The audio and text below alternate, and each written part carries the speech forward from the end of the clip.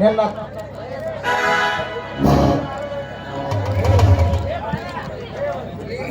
ಲೇ ಕರುಣ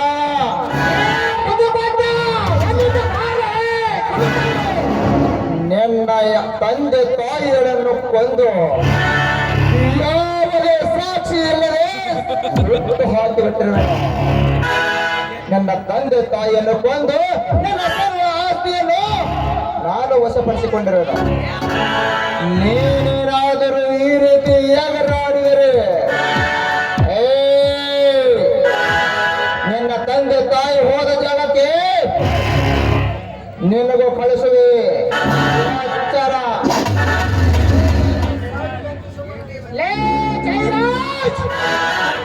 ಸ್ವಾಮಿ ಗಂಜಿ ಶರಣಾಗತ ತಿಳಿದು ನಾನು ಹಾಕಿಬಿಟ್ಟೆನು.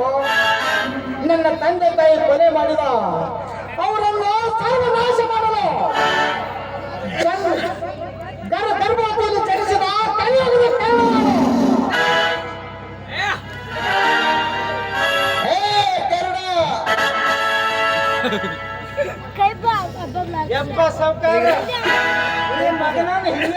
गाड़ी से जाने से मजा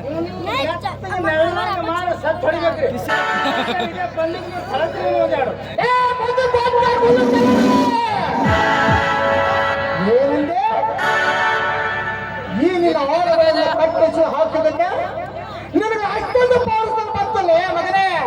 ಪಂಚನಾಡಿ ಹೊಲಿಯನ್ನು ಗೊತ್ತಾಗುತ್ತದೆ ನಿಂದು ನಿನ್ನ ಸೌಂದರ್ಯ ತಾಕತ್ತು.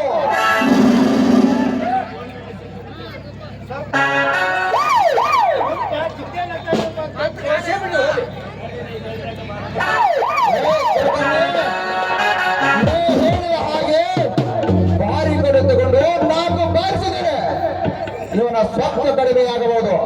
ತೆಗೆದುಕೊಂಡ ಬಾರಿಗಳನ್ನು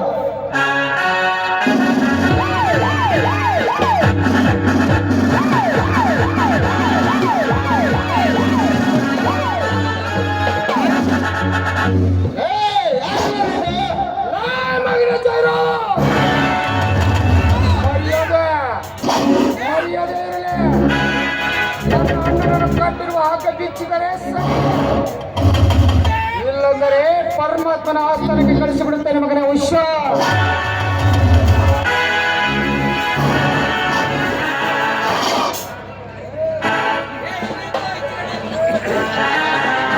ಜಯರಾಜ್, ಇಷ್ಟು ದಿನ ಅನ್ಯಾಯ ಮಾಡಿರುವ ನೀನು ಪರಮಾತ್ಮನ ಆಸ್ಥಾನಕ್ಕೆ ಸೇರಲೇಬೇಕು. ತಪ್ಪು ಮಾಡಿದ ತಕ್ಕ ಶಿಕ್ಷೆ ಆಗಲೇಬೇಕು. ಮುಂದೆ ನೀನು ಪರಪ್ಪನ ಅಗ್ರಹಾರ ಜೈಲಿನಲ್ಲಿ ರಾಗಿ ಮುರಿಯುವ ಕಾಲ ಹತ್ತಿರ ಬಂತು ಮಗನೇ.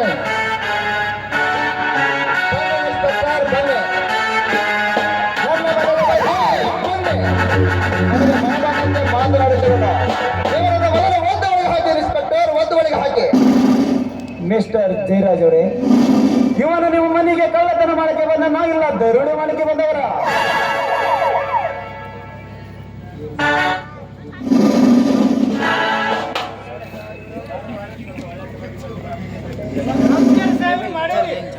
ಸರಿಯಾದ ಟೈಮ್ ನಾವು ಸರ ಮಾಡಿದ್ರಪ್ಪ ಸಾಹೇಬ್ರ.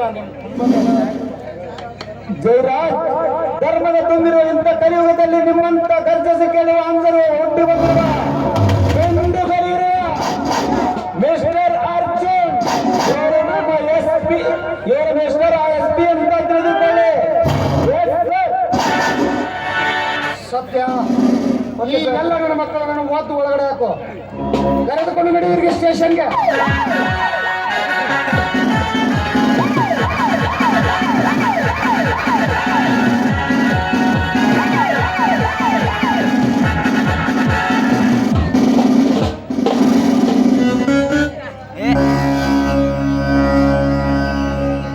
मेकअप सब चेंज है, जाने का आराम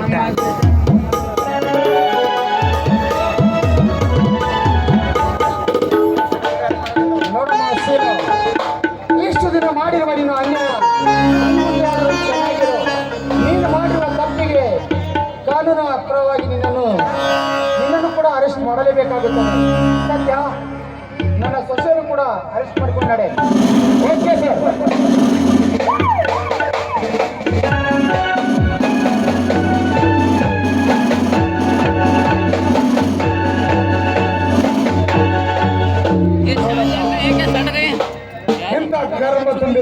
ರಾಕ್ಷಸರ ನಡುವೆ ಜೋಡು ಹುಲಿಗಳಂತೆ ನಮ್ಮ ವಸಂತರಾಯ ದೇಸಾಯಿಯವರ ಮನೆತನ ಸರ್ವನಾಶ ಮಾಡಿ ಕಸಿದುಕೊಂಡು ಕಾರ್ಗತ್ತಲೆಯಿಂದ ಇಷ್ಟು ದಿನ ಅವಶ್ಯಕತೆ ನಮ್ಮ ಮನೆ ಇವತ್ತು ಧರ್ಮದಿಂದ ಈ ಮನೆಯನ್ನು ಮತ್ತು ಧರ್ಮ ತುಂಬಿಸಿ ಹೇಗೆ ಬೆಳಗ್ಗೆ ತೋರಿಸುವಂತೆ ಸೃಷ್ಟಿಸಿದೆ.